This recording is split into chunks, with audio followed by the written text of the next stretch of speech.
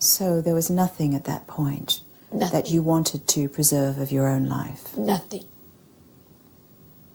Nothing.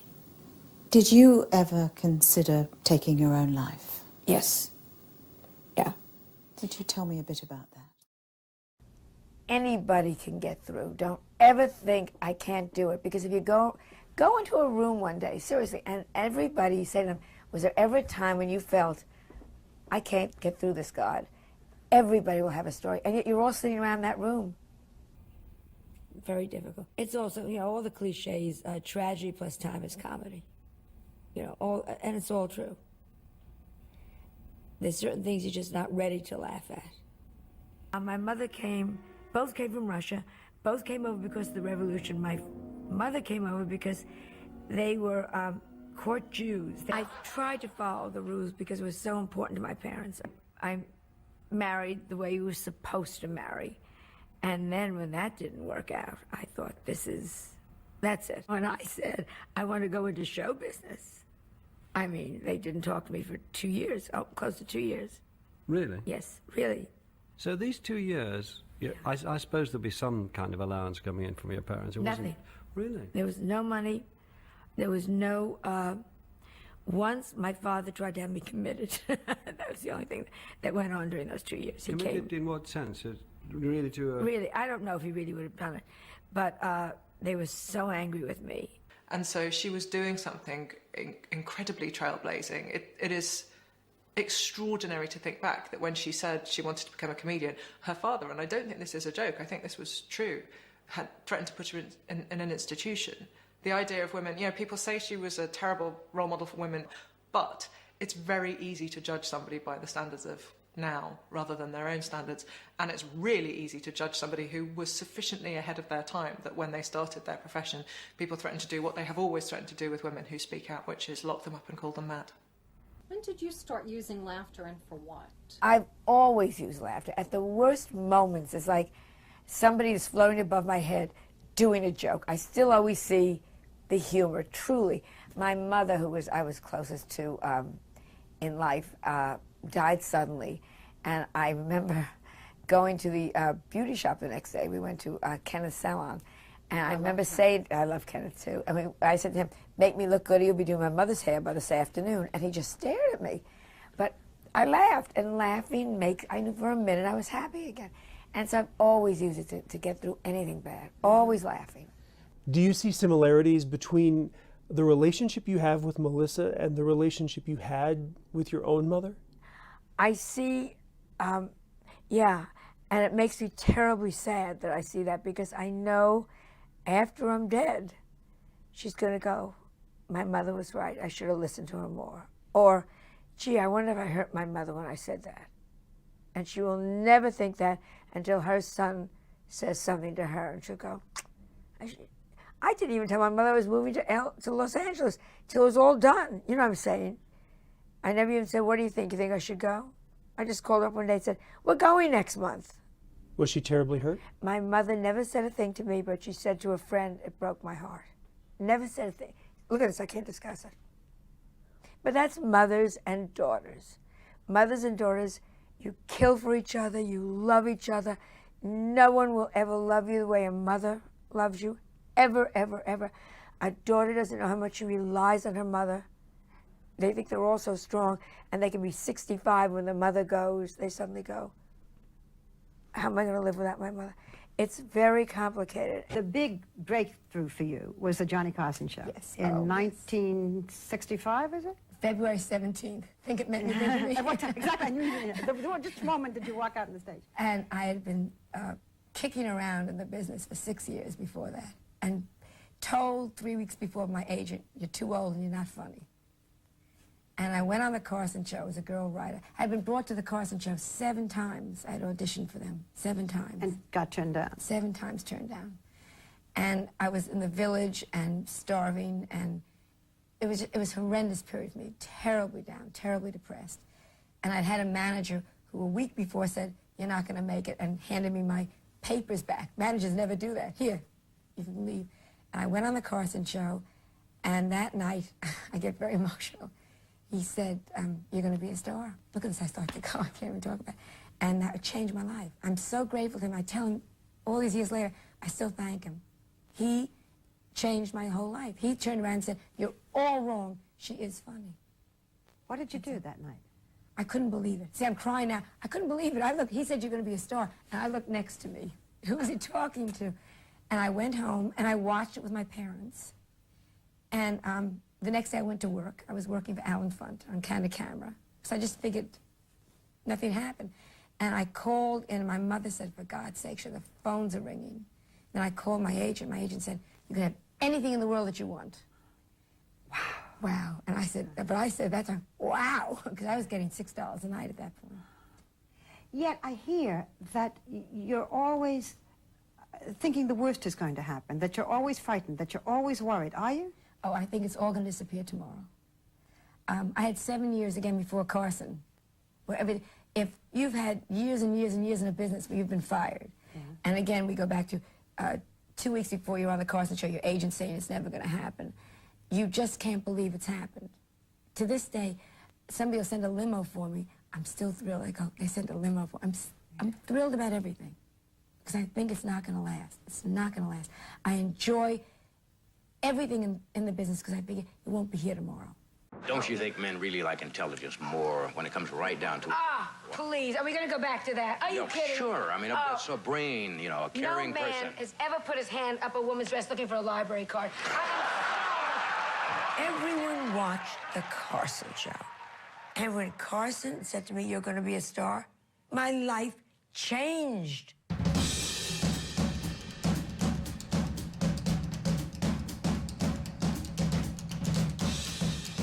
And as they say at Cape Canaveral, she took off like a rocket.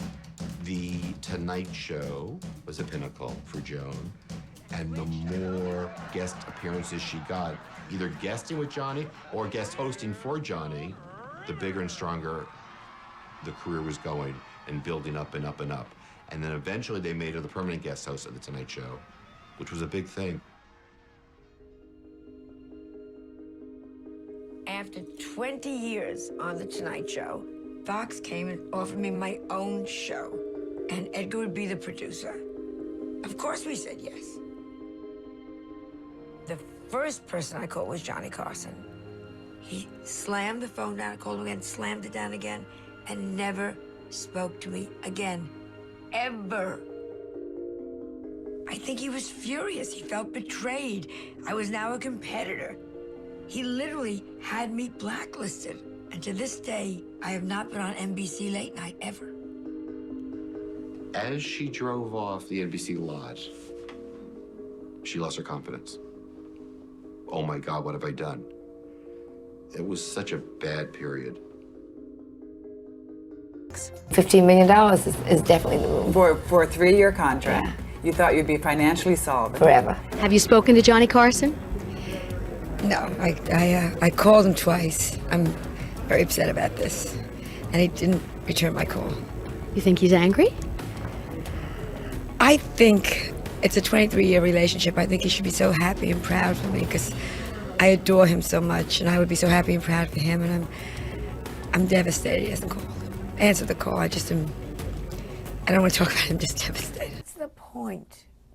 You can't go back and change it. Take all that anger that you're mad at someone that did something to you 7 years ago and turn it into energy that'll push you forward. What about pride? People's pride, ego. No pride. There's no room for pride in life. So Fox was starting up, and we went over to Fox, and they offered me my own nighttime show in direct opposition to Carson.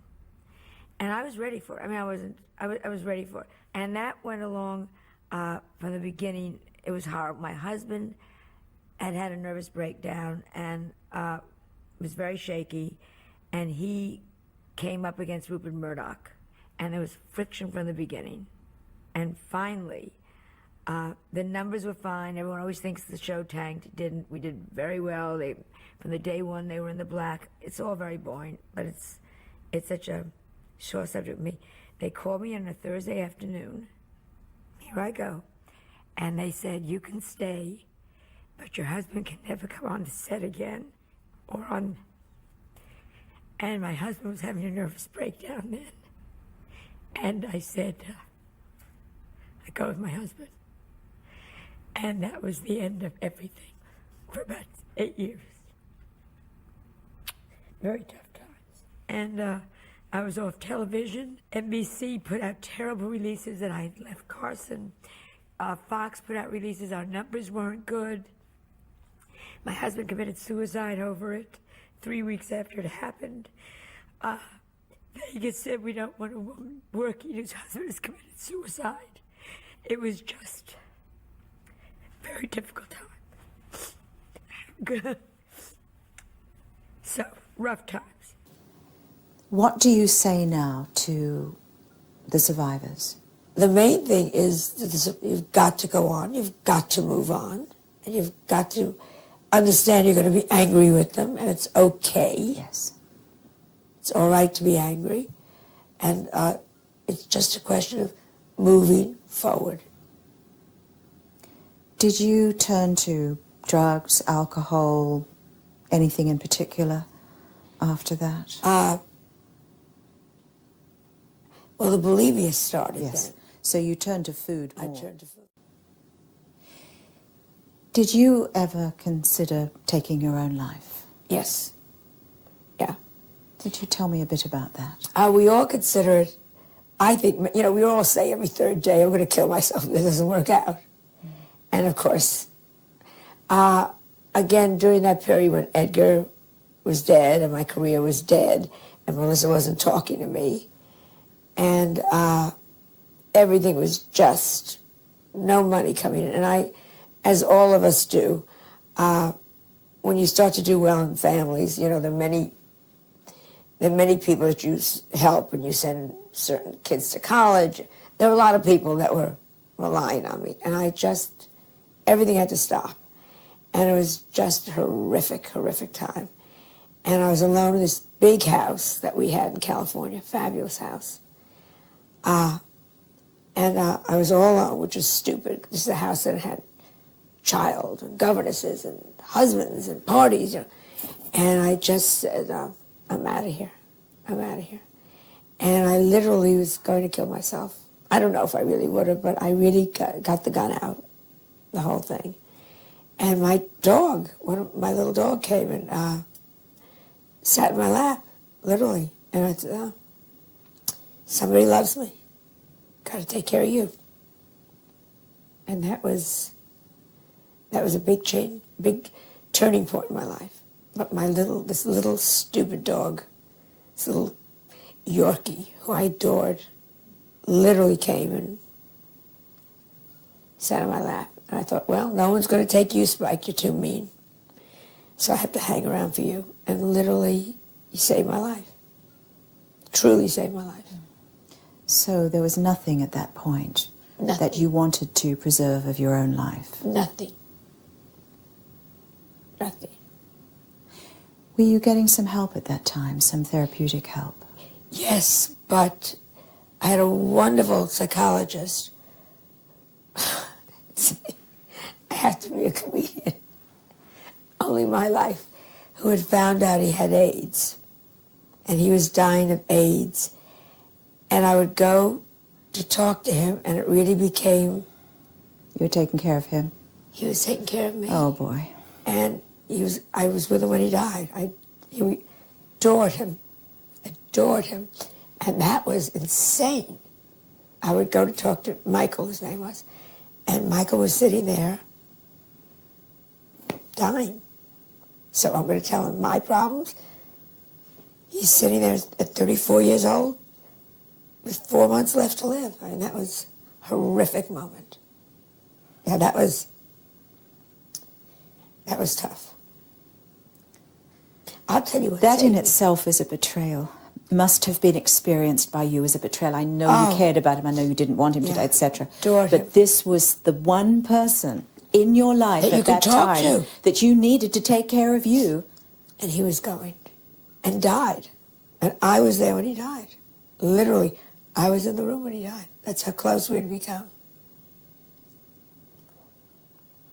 And he was saying to me, how about this? It's a psychologist. And he was lying in his bed and he said to me, I don't want to die. His last words to me. And I said, Michael, just relax. It's going to be wonderful. It's going to be better. It's going to be better. I don't know how to handle that. He's a psychologist, not me. It's terrible. When you said you were off for a number of years, did that mean that your possibilities of keeping your career at that level had gone for 12 years? So does that mean that not only were you not on primetime television for your sort of talent, but all sorts of other... It affects everything. ...routes were blocked? Of course. They forget about you. But I wasn't going to go down in the flames. And I think I found every other way in. I found morning television. I did a morning show. I went on daytime shows. I went on any show that wanted me. Everybody knew the story. It was like a little show business inside story. I was just, they tried to destroy me. It sounds so dramatic. I just figured, you're not going to. I just thought if I'm going to be funny enough, you're going to have to let me back. And that's what happened. You have to. When her husband Edgar committed suicide, literally the first joke she told when she went back on stage after that had happened was, I knew I shouldn't have taken the bag off my head when we were having sex. Now, of course you could argue, and I'm sure people have, that she was a sort of sociopathic person who could turn such horrific personal tragedy into that kind of cheap joke. I would argue she was using it as exactly the right kind of catharsis for her. It's a constant mistake made about comedians that when they make jokes about something, they are making light of it, to quote the people who criticise them. She was giving it her full professional attention. You cannot take it more seriously than that as a comedian. And you know, from looking at the interview she did for example, the South Bank show, decades later, that just talking about that period in her life made her start to cry. The pain didn't not exist for her. It's simply that she chose to turn it into comedy. And I think people who aren't comedians or don't understand comedy often find that impossible to kind of believe. And Joan Rivers.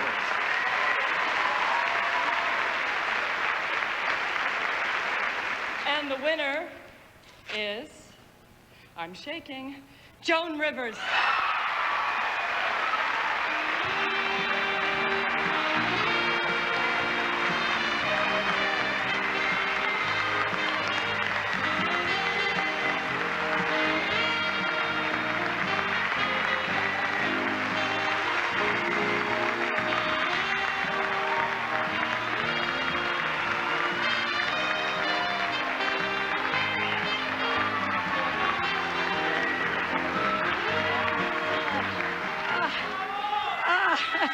Thank you.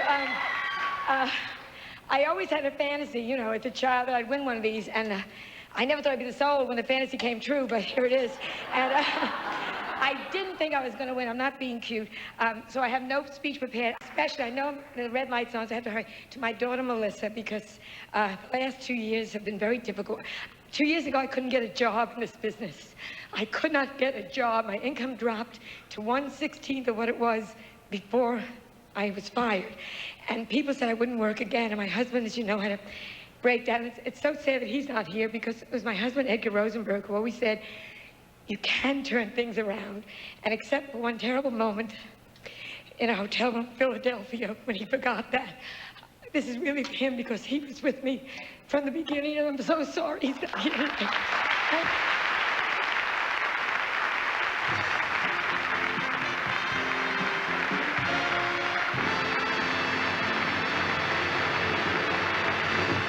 It's laughter, which my dad was a doctor, and he always said laughter really, this is before they've now proven this, laughter actually physically heals you.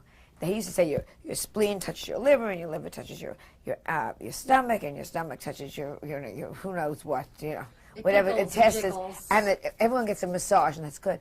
And I know when you laugh, you're happy even for that second. And so when Melissa was going back to school, it was 3 weeks after my husband's suicide, I did jokes, and I did jokes in front of the kids to let them know that it was okay to laugh with her, to let them know that she was happiest, obviously, when she was laughing. It's just basic, stupid stuff. I had to take care of yourself first. Get yourself out of your own problems. Then worry what society thinks. Forget your manners when you're in trouble. I'm still paying my dues. I still, I've been up and down in the book. I've been up and down 3 times. And I keep saying, okay, I'll do it again. And each time it gets a little more frightening because you're a little older. You know, when you're paying your dues at 21, it's cute. Right. When you wake up and you're 55, it's not so cute. And when you wake up the last time at 60, it's terrifying. Terrifying. Terrifying. But then you say, I did it at 55. Yeah. I can do it again. That anybody can get through. Don't ever think I can't do it. Because if you go into a room one day, seriously, and everybody, you say to them, was there ever a time when you felt, I can't get through this, God?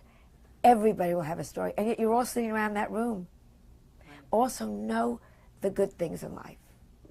Know the good things in your life. You do a lot of lists. Gratitude. You said write a gratitude list. You have indoor plumbing. That sounds so basic. You can flush a toilet in your house. Doesn't. It's wonderful. You've got shoes. Everyone in this room that I'm looking at now has got shoes. There's such basics. We're healthy. How wonderful to wake up in the morning and everything is moving. And you don't realize that until you get something chronic. That you go, oh, I was so lucky, I never appreciated it. Appreciate it now. Ding dong. Yeah. Opportunity. Opportunity, make your own. There's no big daddy out there. Nobody cares about you, and nobody's going to help you unless your dad owns the company. If I had been a man, it would have been a much easier time. They just weren't ready to hear things come out of a woman's mouth. You can't say that. You say, would you say that to Robin Williams? Would you say that to Richard Pryor? No, then why are you saying that to me? But perhaps I wanted 7 years of struggle. I wouldn't have wanted 7 years of ketchup soup. I wouldn't have wanted 7 years of sneaking out of windows when you bombed or not being paid and waiting for checks that never came. But I'm glad I paid my dues. A girl, you're 30 years old, you're not married, you're an old maid. A man, he's 90 years old, he's not married, he's a catch. It's a whole different thing. And through her own will and determination, she became the most celebrated female comic of her time. As a child, it was like, one day I'll be in Hollywood, one day I'll be in Hollywood, I'll be a star. And then suddenly there you are in cement, and that's wonderful. Also now when people spit on me, I don't have to be there. And the last word is hope. Oh, the human spirit. It's such a cliche, but there's always hope. There's always hope. If you can say to yourself, I'm alive, I have no hope, you have hope because you're alive. And it's the human spirit that always prevails. Always prevails. And it does get better. You know that. It does get better.